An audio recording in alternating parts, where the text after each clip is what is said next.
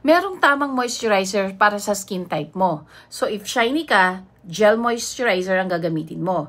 If tight ka, cream moisturizer. If irritated ka naman, dapat yung mga fragrance-free, ceramide-rich moisturizer. If acne-prone ka naman, dapat lightweight, non-comedogenic formula.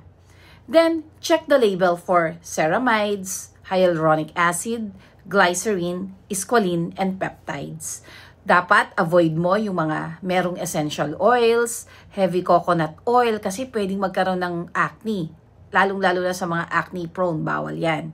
Then fragrance, avoid yan. Alcohol denature, and too many active ingredients in one routine. So don't do that.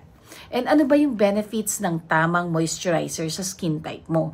When you use the right moisturizer, you get softer, smoother, glowing skin, stronger skin barrier, less acne, less redness, better makeup application, slower skin aging, more even tone. Moisturizer isn't just hydration. It's a barrier protection, anti-aging, foundation, and inflammation control. All right?